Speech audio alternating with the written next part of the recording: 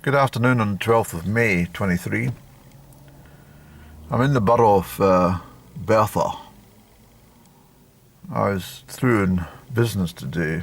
I decided I'd come to... I don't like the Crieff store for the multinational Tesco, so I opted to come out to use the Edinburgh Road one because I'm going out this way anyway because I need to take a southerly detour of Bertha so I can join the 85 at the, float down from the Broxden roundabout, so to speak, and join the 85 because if I go through the city and try and negotiate the Crieff Road, hence why I didn't go to Tesco there as well, but it means a 30 to 40 minutes bugging about around the crematorium in long lines of stationary traffic for feels like an eternity. They're still doing these roadworks. The people doing the roadworks, they don't work very quickly, I don't think, so it's been like that for a long time. But I've not really been in Tesco for an absolute age, to be perfectly honest. I can do without them, but I done very well today. I was in getting some fabulous bargains, and I'm quite pleased with my shop. I've got quite a bundle for next to nothing, to be honest. And nothing will go to waste, you know what I'm like. So I stocked up basically for the larder. A couple of fridge items, but nothing too heavy on the wallet, so to speak. But I was quite bemused at the checkout because after me talking about it just recently, I'm sure there they were. Without fail, somebody bought slippers. And I could tell they hadn't tried them on. I just knew it. This impulse buying that some people do, I don't understand it. I mean, what were they wearing last night? No slippers? I don't understand it. I mean, how many times do they need to buy slippers in their life? They didn't look very good either. I just thought to myself, how long are they going to last? I mean, maybe that's what the problem is. Maybe buys them once a month or something. But anyway, I was coming around the aisle, and I love shopping on my own. I absolutely adore it because I get a lot of very strange and really quite peculiar looks from other shoppers because I announce everything I'm going to buy.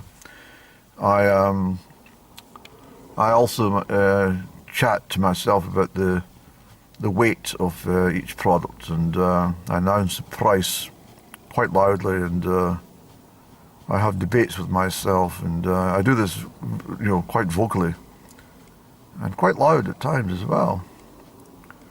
People definitely look at me as if to say, he's a bit of an oddball, that chap. He looks very well dressed, and he looks quite immaculate. Why is he talking to himself? Has he got a mental health issue? But I like to announce what I'm doing. So I was moseying around at the pasta place for a little while, deciphering each of the costs against weight. And if you spend just even a couple of minutes just doing that, you will be quite shocked and amazed just exactly how much you can save. You can get two for almost less than the price of one, that type of thing. So I was, I said to myself, let's get some pesto. Let's get some of this pesto sauce because it's going to come in handy at some point, and it's only £1.10 for the jar. I'm sure it used to be £2.85. So I said this quite aloud as someone else was next to me. And so I think they got pesto as well when they heard me announce it quite loudly. But one odd thing which really struck me as being very strange was the fact that I came around the aisle, and almost like from the top of the ceiling down to the ground level, I mean, I had this big flap. What on earth now, Andrew? What's going on in your life now? There's nobody around, and there's a packet of, a 6-pack of hula hoops, original variety, just laying in the middle of the aisle. So I looked at the distance for this pack to have fallen from the shelves, and I thought it's impossible. If it's fallen off the shelf, it would have landed at the bottom of the shelf, not in the middle of the aisle. Hula hoops individually might roll a little distance, but not the packet. Not a packet of 6, at least. So I wonder what this is about, and I thought, is this a message from God to buy some hula hoops? And I thought, no, I don't buy crisps. And so I thought to myself, what does it mean? And I think what I was trying to say is your hula hoops, you're in a cycle. Break the cycle. You don't need to come to Tesco. Something of that nature. I don't know. I just thought to myself, what is it?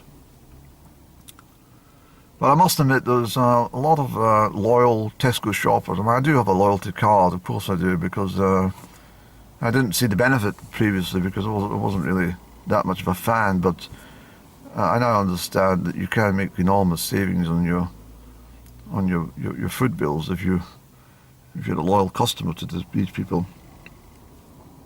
But I can't get my head around these people that go in every single week, or even every single day, and buy just anything.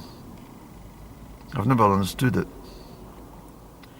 And I'm quite sure that if they kept a ledger like I do, and they glanced back at the ledger at least once a month or even annually, they would be quite shocked to find how much they actually spend on complete and utter rubbish. I mean, I say often, there's nothing that I buy that won't be used at some point. And I'm not talking in years, I'm talking it will be used over the summer.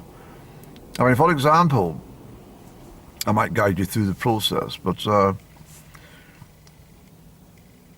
this discount store called B&M in my hometown of Crieff, I mean, fucking rip-off bastards actually, because they say, what do you call that? Uncle Ben's sweet and sour sauce, £2.49 for so many grammage of liquid, which is just basically ketchup, 1 yellow pepper and a little bit of turmeric or something like that chopped in, some mustard or something like that. So I decided I would make my own next time I'm having chicken and rice. Rather than buy the bloody jars of sweet and sour, I think I'll just make my own. So hence why the pesto was there, because I can add that to it, and a little tomato sauce, not ketchup. I don't like ketchup really that much. It's all right now and again on chips, but I don't really eat chips now, you see. But anyway, I was thinking I'll just avoid all the unnecessary expenditures, and for every pound saved, for every 1,000 times you delay in a purchase, that's £1,000 for dashing off to the for winter sunshine. You understand? I mean, it's very easy to get involved in this circus where you're constantly spending money on stupid things like, let's get a coffee. We'll get a coffee, shall we? That'll be £2.70, please. 5 minutes later, it's gone. Could have got a whole fucking jar for £2.70. Well, I did at £2.25. I told you before, the Tesco own brand coffee's not too bad at all, as long as you put something in with it to disguise the coffee flavour. But anyway, I don't really need much coffee and tea at this time. I did buy tea though. Those tea bags, I think they're a great price, a penny each, as I said before. A penny each for these tea bags. I bought 2 boxes, and I thought they'll do right through to Christmas. I won't drink 200 cups of tea between now and Christmas, no chance. And I'm thinking to myself as well that the time I wade through all my health benefit tonic teas anyway, there's not really any real use for tea bags, but I think if any visitors are coming to the house, would like a cup of tea or a cup of coffee? You can't really turn around and say, would you like a cup of bramble tea? Well, they might take it actually, especially if I tell them the benefits. But so I'm going to shoot out to, what time is it, please? Yes, it's just after, it's 1:13 on my watch, so yes, I shot through here fairly sharpish. I left home at 10 o'clock exactly, 10 past 10 was it, Andrew? No, it was 10 o'clock. And I had business to attend to, and so I've been milling around and doing things and stuff, and I'm very pleased that I stopped here and just got these sorted out, because as I said already, B&M's just a rip-off, and the local co-op, I mean, it must be quite embarrassed to charge the customers some of the prices. I really mean that. It's quite ridiculous actually. £5.65 for Coffee Mate. I mean, it's almost like these people that come and say, can I fix a few slates on your roof, please, and then charge them £10,000. So that's the kind of thing that the co-op are doing with Coffee Mate, in my opinion at least. But anyway, I'm not going to sit here and point my camera at that one car the whole time and bore you to death. I'm going to shoot off. It's pleasantly warm. It's quite humid today actually, but we've lost the sunshine. It's typical in Scotland. We've got one nice day and then it just turns all sour again. Not like when you're in Hurghada in Egypt, because every day you get up it's completely blue skies. So and temperatures are always soaring higher and higher and higher. So goodness knows how hot it must get there in August, but I reckon it must be getting about 50 or 60 degrees Celsius. I would say that's not unusual. Certainly over 50 degrees. But right, well, what we'll do then, we'll organise ourselves here. We'll have a cigarette first of all, Andrew, and then we'll pop up to the what do you call it, the exit over there.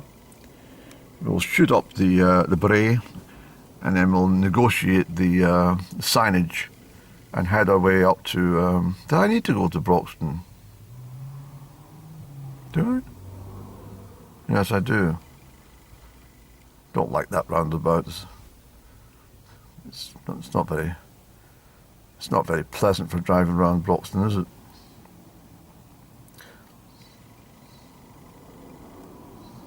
Very dull place, isn't it, this Hanovarian city? Absolutely nothing doing. I mean, you can't even see the city. That's the stupid thing about this city. It's all built at such a low level. It's actually built in marshes. It's actually much of the city itself is actually on stilts. Did you know that? It's all been raised above the marsh. Yes. Anyway, yeah, I much prefer. I do much prefer my hometown. It's got a much well, it used to have a much more conservative feel to it, a much richer upper middle class tinge to it. Not low vibrational middle class, but just pleasant middle class, and hence why there's so many lovely buildings and churches and schools and stuff in the locality to cater for all the middle classes.